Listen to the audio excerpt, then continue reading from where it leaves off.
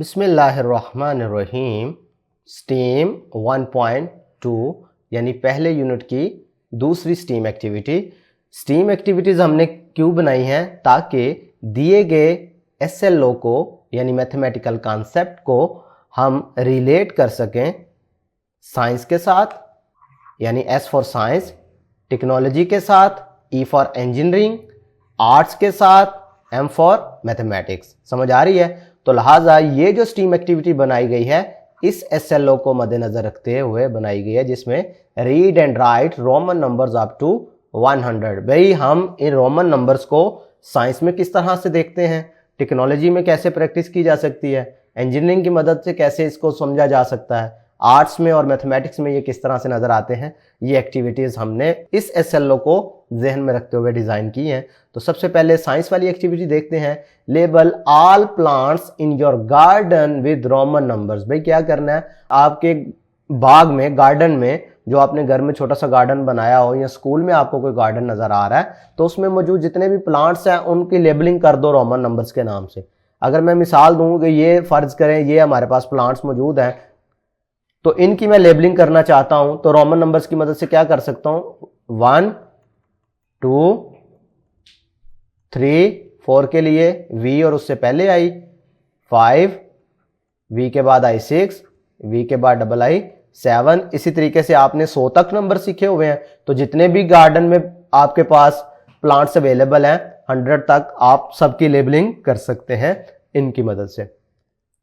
Next technology वाला देखें जी। Use Roman numeral app to convert whole numbers to Roman like 25 को। इस तरीके से मुख्तलिफ ऐप्स आपके पास मौजूद हैं, जिनमें से मैं किसी एक दो का हवाला दे देता हूं। गूगल प्ले स्टोर पर आपके पास Roman numbers and date converter के नाम से ऐप मौजूद है। आप अपने मोबाइल फ़ोन में, टैबलेट्स वगैरह में इनको इंस्टॉल कर सकते हैं।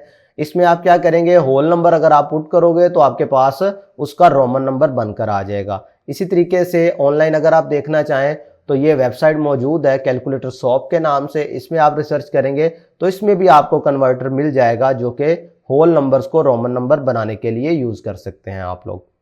नेक्स्ट अगर आप इंजीनियरिंग वाला पोर्शन देखें तो इसमें लिखा है make Roman clock with cardboard and popsicle sticks, mark hours in Roman number. भाई करना क्या है, आपने ये देखें ये पॉप्सिकल स्टिक्स ले लेनी है, ये मैच स्टिक्स ले लेनी है, ये ऊपर से ये इनके हिस्से उतार दें ताकि ये डेंजर वाला मसला ख़त्म हो जाए।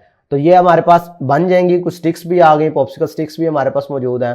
कार्डबोर्ड की मदद से आपने एक सर्कल कट कर लेना है, ये बोर्ड बना लेना है और इन स्टिक्स को इस्तेमाल करते हुए ये इसके हैंड्स के तौर पर इस्तेमाल कर लें।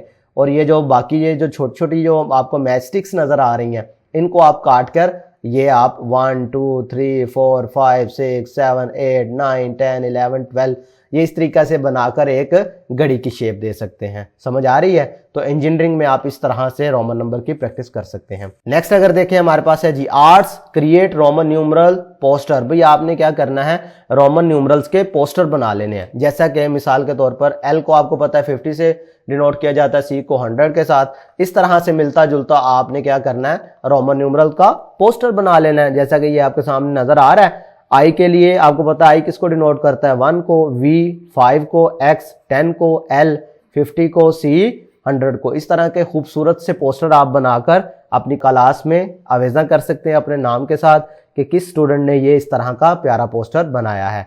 नेक्स्ट अगर आप देखें मैथमेटिक्स में तो हमारे पास बेसिक रूल्स आपने सीखने हैं। Learn basic rules of construction of Roman numbers up to 100। तो ये मैं आपको प्रीवियस लेक्चर में भी बता चुका हूँ कि रोमन नंबर्स के लिए आपको सबसे पहले तो ये 5 नंबर जो हैं वो याद होने चाहिए।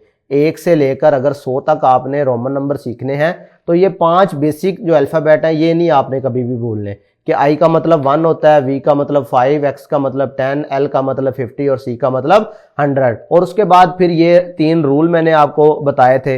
ये 3 रूल आपको याद होंगे तो फिर बासानी आप 1 से लेकर 100 तक रोमन नंबर जनरेट कर सकते हैं। ये रूल्स भी मैंने आपको पढ़ाए हुए हैं, दोबारा से रिपीट कर देता हूं। पहला रूल हमें ये कहता है कि आई जो है वो 3 से ज्यादा दफा रिपीट नहीं कर सकता। दूसरा रूल हमें ये कहता है कि अगर कोई छोटा नंबर किसी बड़े नंबर से पहले आए तो उसमें से सब्ट्रैक्ट होता है, ठीक है। और अगर कोई छोटा नंबर किसी बड़े नंबर के बाद में आए तो उसमें ऐड होता है। ये 3 रूल आपने याद रखने हैं। एक और बात, आई भी 3 दफा से ज्यादा रिपीट नहीं कर सकता, x भी 3 से ज़्यादा दफ़ा रिपीट नहीं कर सकता और v आपको किसी भी जगह पे 1 से ज़्यादा दफ़ा नज़र ही नहीं आएगा। ठीक है, ये हमारे पास आपने पीछे जब मैंने पढ़ाया था आपने यकीनन देखा भी होगा कि 1 से लेकर 100 तक हमने जितने भी रोमन नंबर पढ़े हैं उनमें v आपको दूसरी दफ़ा रिपीट नज़र नहीं आया होगा। तो ये थी हमारे पास स्टीम एक्टिविटी जिसको मैंने कोशिश की आपको एलैबोरेट करने की। आज के लिए इतना ही, अल्लाह हाफिज़।